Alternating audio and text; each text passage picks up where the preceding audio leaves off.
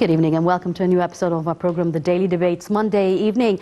I'm Yasmin Bakir. I'm filling in for my colleague Munam Selhi this evening.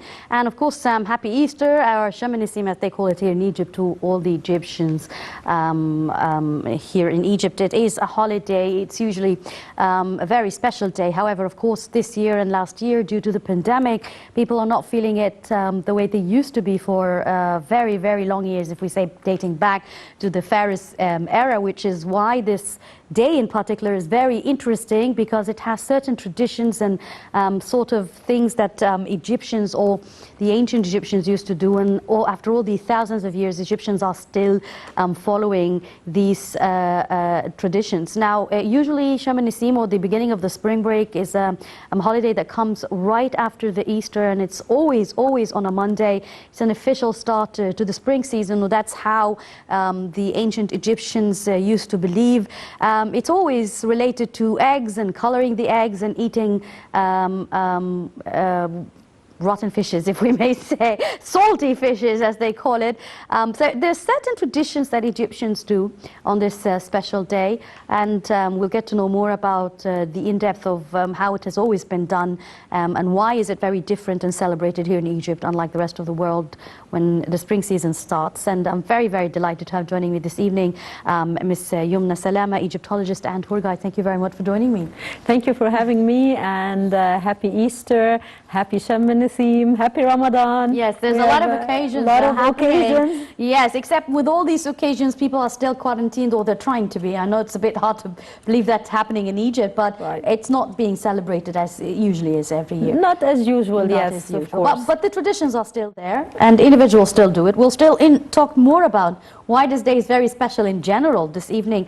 Also, it's a good opportunity to ask you more about the tourism industry. We know that the summer period is coming up, and there's a lot of, as I say, packages that are trying to persuade Egyptians or local tourism to start working. This is a good opportunity to talk about that as well. But let's take a look at this first report, and Sham Nissim, a very ancient Egyptian Easter break. Let's take a look.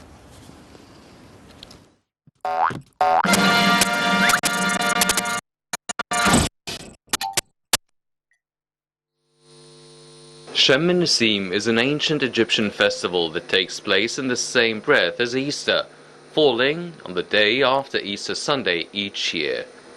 The rituals and beliefs associated with today's Sham Nissim celebrations link it directly to ancient Egyptian feasts. Much like Easter, the festival deals with notions of creation and renewal. Sham Nissim has been celebrated since 2700 BC by all Egyptians, regardless of their religions, beliefs, and their social status. The name Sham Nissim, inhaling the breeze, is derived from the Coptic language, which is in turn derived from the ancient Egyptian language. It was originally pronounced Chom Nissim, with Chom meaning gardens and Nissim meaning meadows. Like most ancient Egyptian feasts, Sham Nissim was linked to astronomy and nature.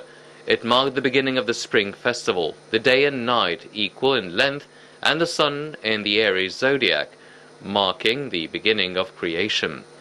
The ancient Egyptians, who called it the Feast of Shmo, the revival of life, determined the exact date each year by measuring the sun's alignment with the Great Pyramids in Giza.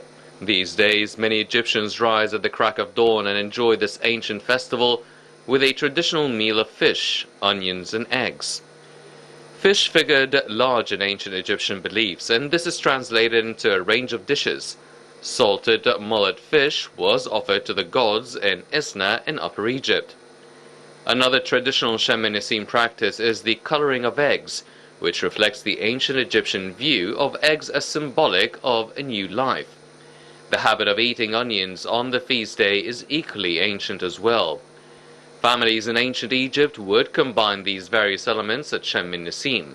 They would gather the day before to color boiled eggs, preparing meals of fish and onions. Before dawn, people would go to the gardens or banks of the Nile to watch the sunrise, bringing with them food and flowers. They would then spend the day in the open air, welcoming the spring with joyful singing. Little has changed since the time of the pharaohs, apparently. Happy Sham Nissim.